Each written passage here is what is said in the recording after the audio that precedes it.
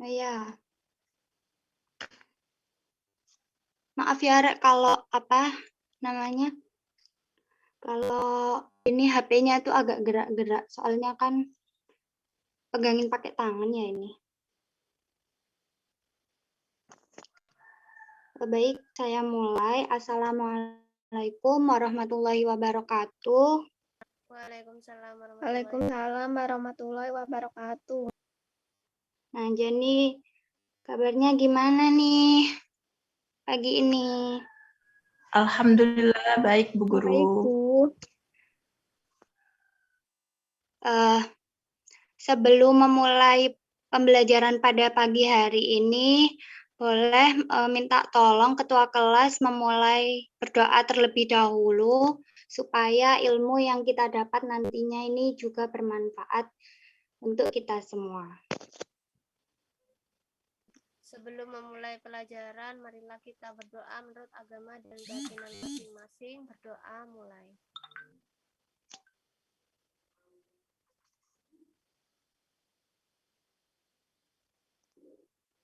Berdoa selesai.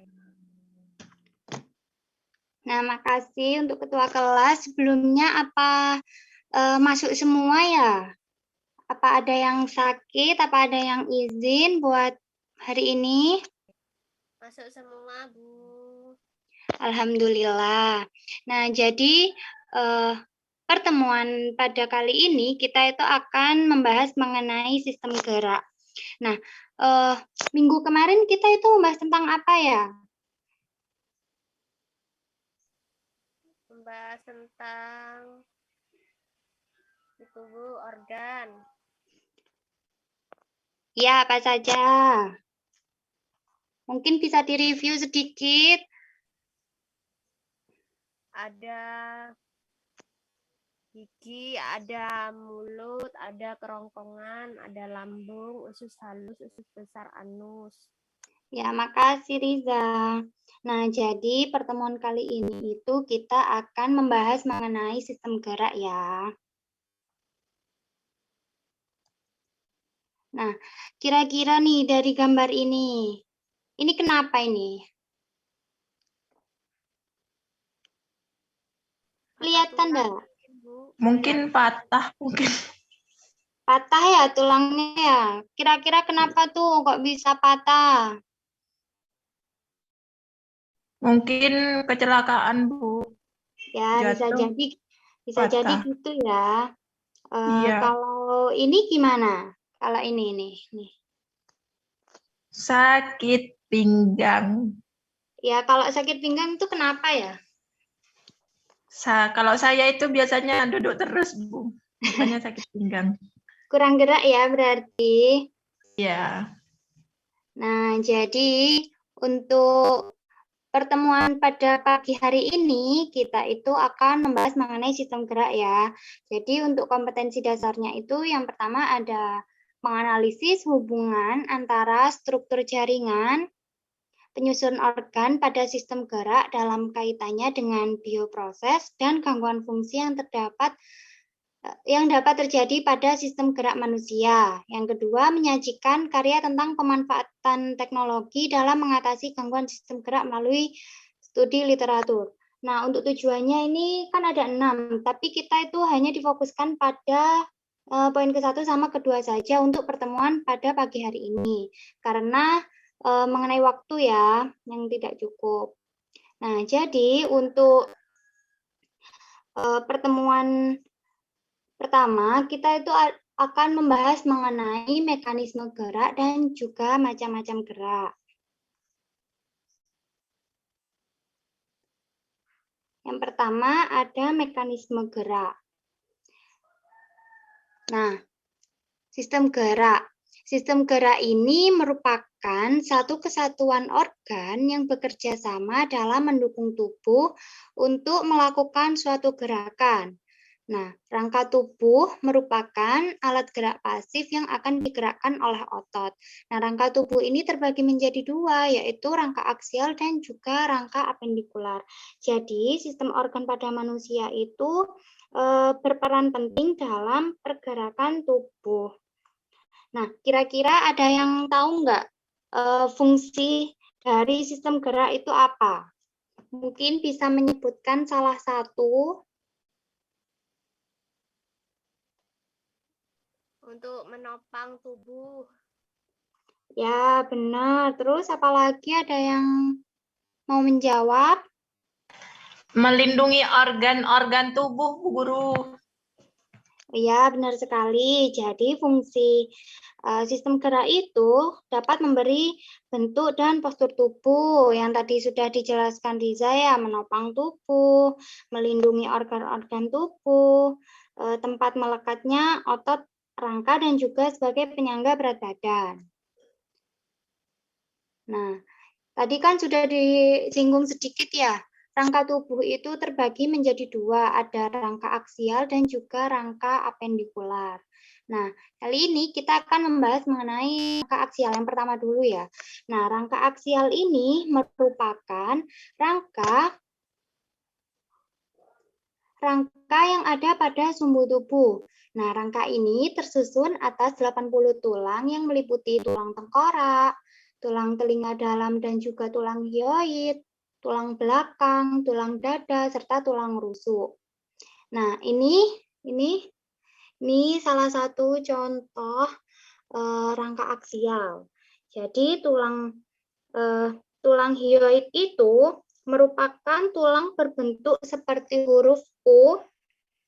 Ini yang ada tanda panahnya itu, yang berada di antara laring dan juga mandibula. Nah, tulang ini hanya berjumlah satu buah dan berfungsi sebagai tempat melekatnya lidah dan otot mulut.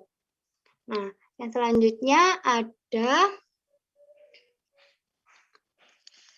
tulang telinga dalam yang tersusun atas 3 pasang tulang pendengaran. Ada tulang martil, kelihatan apa enggak ya? Terlihat, Bu. Tulang martil, tulang landasan, dan juga tulang sanggurdi. Nah, tulang-tulang tersebut itu berfungsi untuk menerima dan juga mengantarkan impuls suara dari membran timpani ke koklea. Nah, selanjutnya ada rangka apendikular.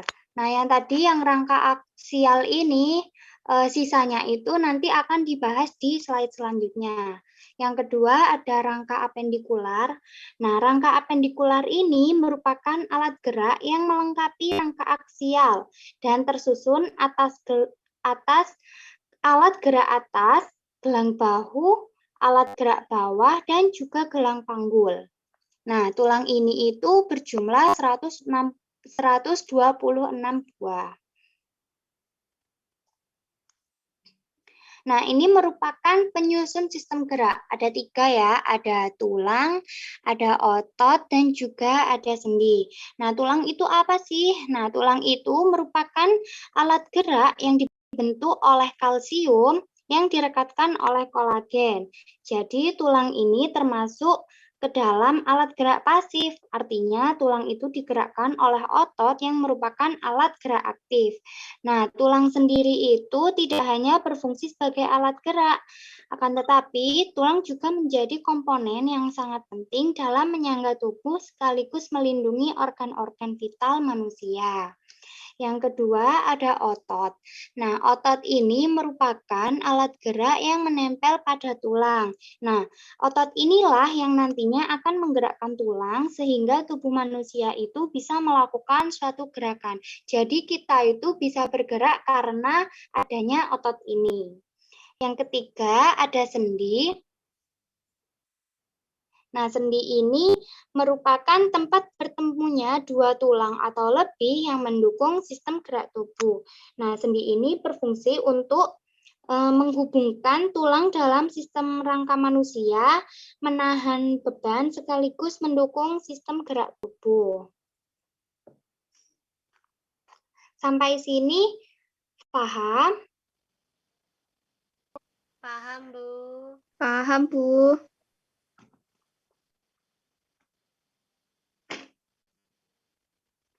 Nah, selanjutnya ada tulang. Nah, Tadi kan sudah disinggung sedikit ya mengenai tulang. Nah, tulang itu merupakan komponen utama rangka manusia. Nah, sebagai penyusun rangka ini memiliki beberapa lapisan dari arah luar ke dalam yang berturut-turut. Ada periosteum. Ini mana sih? Periosteum. Ada tulang kompak bone, tulang spons, spongy bone, endosteum, dan juga sumsum tulang. Nah, periosteum ini merupakan lapisan terluar tulang keras yang terdiri dari jaringan ikat fibrosa. Ini ya, kelihatan apa tidak kursornya? Terlihat. Yang selanjutnya ada tulang kompak yang merupakan lapisan yang memiliki tekstur padat, halus, sedikit berongga, dan juga kuat. Ini. Yang selanjutnya ada tulang spons yang merupakan lapisan yang berongga dan berisi sumsum merah. Ini spongy bone. Yang keempat ada endosteum yang merupakan lapisan yang terdiri dari jaringan areola vaskuler yang melapisi sumsum. Endosteum dan juga sumsum tulang merupakan bagian tulang paling dalam yang berbentuk seperti jeli dan berfungsi sebagai tempat pembentukan sel darah merah yang ada di dalam spongy bone ini. Nah, yang selanjutnya ada macam-macam tulang. Jadi macam-macam tulang itu terbagi menjadi 3. Ada bagian tengkorak, bagian badan, dan juga bagian anggota gerak. Nah, untuk yang pertama ada bagian tengkorak. Bagian tengkorak ini pada sistem gerak manusia itu tersusun atas tulang-tulang pipih yang menjadi tempat terjadinya proses pembentukan sel-sel darah merah dan putih. Nah, tulang tengkorak itu dapat melindungi otak, organ pendengaran, dan juga organ penglihatan. Nah, kira-kira tadi kan sudah disinggung ya ada rangka aksial dan juga apendikular. Kalau bagian tengkorak ini termasuk rangka apa?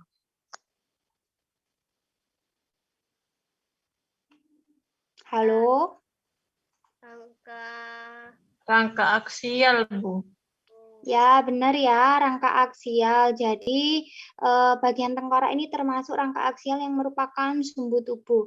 Jadi, ada tulang ubun-ubun yang berwarna hijau, tulang pelipis yang berwarna orange, tulang kepala belakang ini yang berwarna coklat, ada tulang rahang bawah yang berwarna pink, ada tulang rahang atas yang berwarna ungu, tulang pipi yang berwarna biru, tulang hidung yang berwarna biru tua, tulang air mata berwarna hijau, tulang tapis yang berwarna merah kecil nyelempit di sini nih, ada tulang baji dan juga tulang dahi. Untuk PPT-nya nanti Ibu share ya di grup. Baik, Bu. Nah, yang selanjutnya ada bagian badan. Ini ada 4, ada tulang belakang, ada tulang dada dan rusuk, ada tulang bahu, dan juga tulang panggul. Nah, yang pertama ada tulang belakang. Nah, tulang belakang ini termasuk rangka apa nih? Tulang belakang dan juga tulang dada dan rusuk ini termasuk rangka aksial atau rangka apendikular. Tulang apa, Bu? Gimana?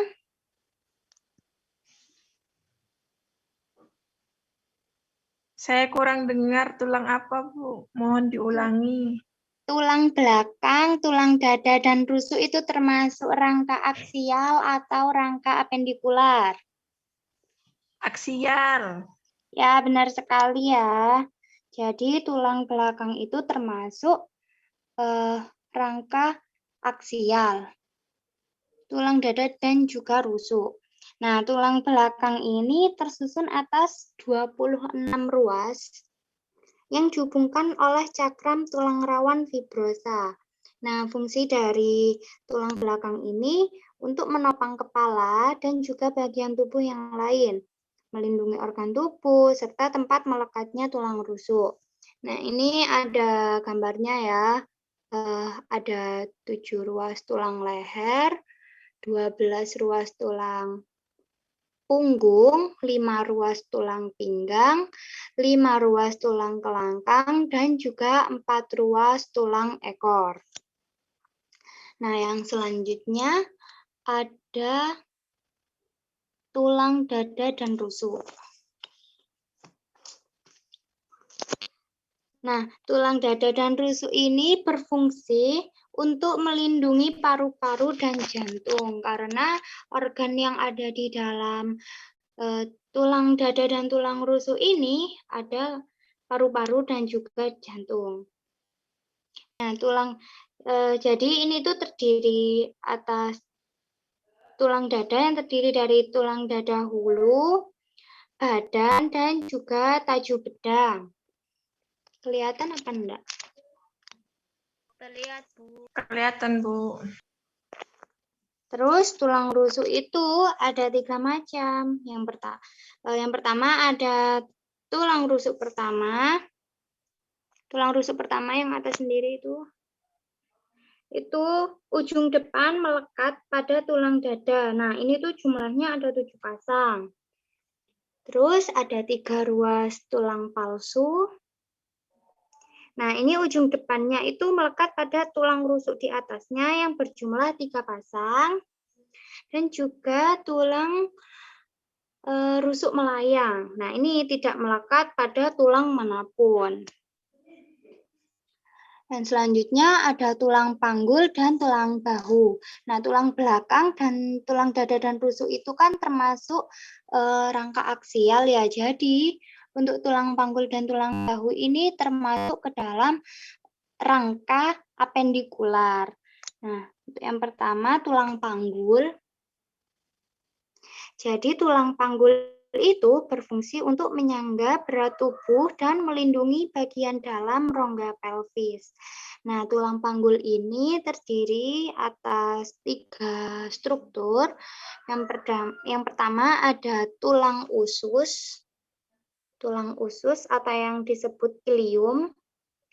Ada tulang kemaluan yang disebut pubis, dan juga tulang duduk yang disebut ischium. Nah, yang selanjutnya ada tulang bahu. Nah, tulang bahu ini merupakan persendian yang menghubungkan lengan dengan badan. Nah, ada tulang selangka, tulang lengan, tulang belikat, dan juga sudah ada 3 ternyata. Nah, yang selanjutnya ada bagian anggota gerak. Kok kelihatan? Kok kebalik? Kebalik ya gambarnya? Kebalik, Bu. Sebentar, HP saya error.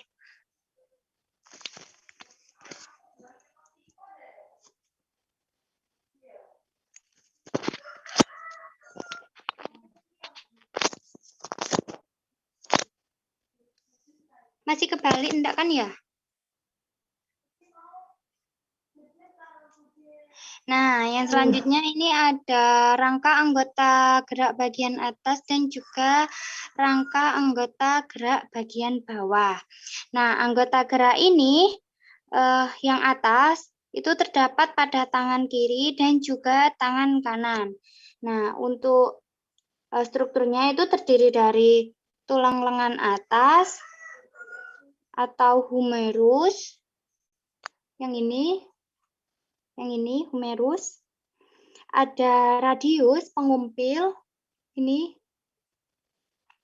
ada ulna, hasta. Ada karpal, pergelangan tangan. ada metakarpal itu telapak tangan, dan juga ada falangus jari tangan. Nah, untuk gerak bawah tentunya itu merupakan rangka penyusun kaki kanan dan juga kaki kiri. Yang pertama ada tulang paha, ada tempurung lutut, ada tulang betis, tulang kering, tulang pergelangan kaki, tulang telapak kaki, dan juga tulang jari kaki. Sampai sini paham? Paham, Bu. Bisa di next ya. Nah, yang selanjutnya ada jenis-jenis tulang berdasarkan bentuk. Nah, yang pertama ada tulang rawan, yang kedua itu ada tulang keras. Nah, tulang rawan itu apa sih? Nah, tulang rawan itu merupakan tulang yang disusun oleh sel-sel tulang rawan. Nah, tulang ini itu bersifat lentur karena terdapat ruang pada antar sel tulang rawan. Nah, tulang ini mengandung zat kapur dan juga zat perekat. Nah, beberapa contoh untuk tulang rawan itu ada ujung tulang rusuk, tulang hidung, telinga, trakea, laring, dan lain-lain. Kalau dipegang itu kan telinga kita lentur ya. Nah, itu tersusun dari tulang rawan.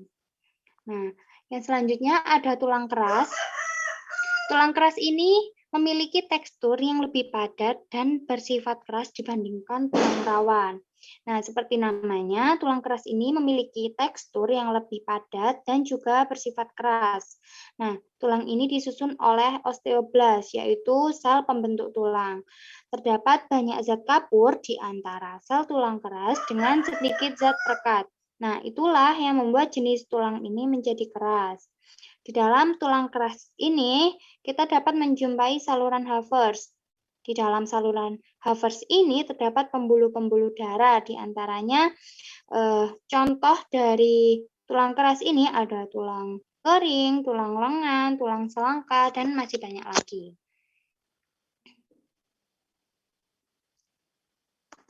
Nah, ini letak-letak dari tulang rawan yang ada di tubuh kita.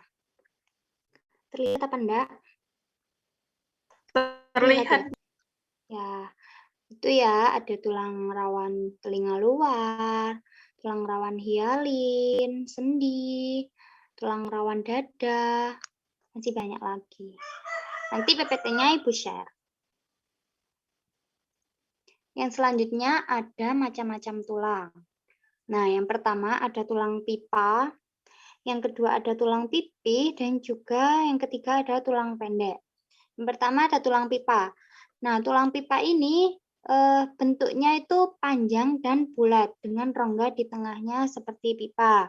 Nah, contohnya itu tulang jari tangan, tulang paha, dan juga tulang lengan atas. Yang tulang pipih bentuknya itu gepeng atau pipih. Nah, contohnya itu ada tulang belikat dan juga tulang rusuk. Untuk tulang pendeknya itu ada contohnya ruas-ruas tulang belakang, tulang pergelangan kaki, dan juga tulang pergelangan tangan. Selanjutnya ada otot. Nah, otot ini ada 3 ya. Ada otot luri, otot jantung, dan juga otot polos. Nah, otot luri ini biasanya disebut sebagai otot rangka karena otot ini biasanya melekat pada rangka dan memiliki banyak inti. Disebut lurik karena bila dilihat dengan menggunakan mikroskop akan tampak seperti garis-garis gelap terang pada serabut otot ini. Yang kedua, otot jantung, otot yang terletak pada dinding jantung, otot yang bekerja di luar kesadaran. Yang ketiga, ada otot polos yang merupakan jaringan yang terbentuk oleh sel-sel otot yang bentuknya seperti gelondong di mana di bagian ujungnya cenderung meruncing dan memiliki satu inti sel saja. Dan selanjutnya ada sendi. Nah, macam-macam sendi itu ada 3, sendi mati, sendi kaku, dan juga sendi gerak. Nah, sendi mati ini sendi yang tidak mempunyai celah sendi sehingga tidak mungkin terjadi pergerakan pada sendi tersebut. Untuk yang sendi kaku, sendi yang dapat digerakkan akan tetapi pergerakannya itu terbatas. Untuk yang sendi gerak ini, sendi yang dapat digerakkan secara bebas itu ada 5 ya, ada sendi geser, sendi peluru, sendi engsel, sendi putar, dan juga sendi pelana. Nah, sendi geser ini memungkinkan terjadinya gerakan pergeseran pada tulang. Yang kedua ada sendi peluru. Pada sendi ini salah satu tulang itu berbentuk bonggol sehingga tulang itu dapat bergerak ke segala arah. Yang ketiga ada sendi engsel. Seperti engsel pada pintu, sendi ini memungkinkan pergerakan tulang pada satu arah. Yang keempat ada sendi putar. Sendi putar ini salah satu tulang dapat bergerak karena memiliki poros pada tulang yang lain. Yang terakhir ada sendi pelana. Nah, pada sendi pelana ini salah satu tulang itu dapat digerakkan menuju ke dua arah. Dan selanjutnya ada macam-macam gerak. Ada 2, gerak sinergis dan juga gerak antagonis. Nah, gerak sinergis itu merupakan gerak otot yang kontraksinya menimbulkan gerak searah, sedangkan gerak antagonis itu gerak otot yang kontraksinya menimbulkan gerak berlawanan. Jadi gerak sinergis ini merupakan gerak selaras dari 2 otot atau lebih. Nah, pada gerak sinergis, otot-otot tersebut itu berkontraksi dan berelaksasi secara bersamaan. Sedangkan yang gerak antagonis itu berlawanan antara 2 atau lebih otot untuk menggerakkan pada suatu bagian tubuh. Nah, kira-kira kalau ini nih, mana yang termasuk gerak nih? Yang gambar sebelah kiri atau kanan? Kanan. Ya, benar ya, sebelah kanan. Karena itu yang sebelah kiri gambar orang yang sedang marah-marah ya. Nah, jadi untuk pembahasan selanjutnya itu ada macam-macam gerak, ada 4, fleksi ekstensi, abduksi aduksi, pronasi supinasi, dan juga depresi elevasi. Nah, ini yang pertama, gerak otot flexor sehingga bagian tubuh itu menekuk, misalnya menekuk lutut dan siku, sedangkan ekstensi ialah gerakan otot ekstensi untuk meluruskan kembali bagian tubuh yang telah ditekuk, misalnya dengan cara meluruskan kaki atau siku. Dan selanjutnya ada abduksi-aduksi. Nah, abduksi ini merupakan gerakan anggota tubuh yang menjauhi sumbu tubuh, sedangkan aduksi yang mendekati sumbu tubuh. Yang ketiga ada pronasi supinasi. Nah, pronasi ini gerakan memutar telapak tangan dan jari untuk menelungkup, sedangkan supinasi merupakan memutar telapak tangan dan jari untuk menengadah. Yang terakhir ada depresi elevasi. Nah, depresi merupakan gerakan menurunkan anggota tubuh, sedangkan gerakan elevasi itu kebalikannya, mengangkat. Nah, ini contoh-contohnya. Terlihat ya. Nih. Kalau ini termasuk gerak apa nih?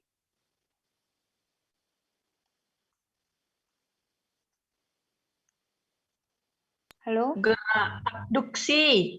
Ya, benar ya. Ini gerak abduksi, gerakan anggota tubuh yang menjauhi sumbu tubuh itu tangannya terlentang. Kalau ini?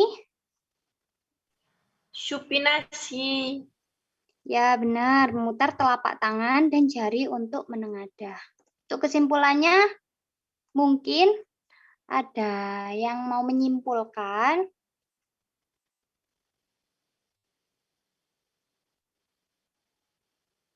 Saya, Bu, mau mencoba menyimpulkan. Ya, boleh, Riza. Jadi di sini itu sistem gerak itu merupakan suatu sistem yang di mana di sana ada kesatuan organ yang bekerja sama untuk mendukung tubuh untuk melakukan suatu gerakan atau untuk melakukan suatu gerakan yang dibantu oleh sendi. Jadi rangka tubuh itu merupakan alat gerak pasif yang akan digerakkan oleh otot. Rangka tubuh itu dibagi menjadi 2, yaitu rangka aksial dan rangka apendikular. Kemudian di sini itu ada yang berperan, yaitu ada tulang, ada rangka, ada otot. Nah, untuk jenis-jenis tulang itu dibagi menjadi 2, yaitu tulang rawan serta tulang keras. Kemudian untuk otot itu ada otot luri, otot jantung, serta otot polos. Kemudian untuk gerak-gerak itu terdiri dari gerak sinergis dan gerak antagonis. Seperti itu. Benar sekali ya, yang tadi sudah dikatakan Riza. Nah ini, yang tadi dikatakan Riza sudah mencakup semuanya di sini. Untuk pertemuan selanjutnya, Ibu kasih PR untuk mencari penyakit-penyakit atau kelainan yang ada di sistem gerak, ada di tulang, otot, ataupun sendi. Apa ada yang ditanyakan? Belum ada, Bu. Oh iya sudah. Nanti kalau ada yang ditanyakan bisa di chat di grup WA ya. Siap, Bu Guru. Mungkin itu saja materi dari Ibu, kurang lebihnya mohon maaf. Wassalamualaikum warahmatullahi wabarakatuh. Waalaikumsalam warahmatullahi wabarakatuh. Waalaikumsalam warahmatullahi wabarakatuh.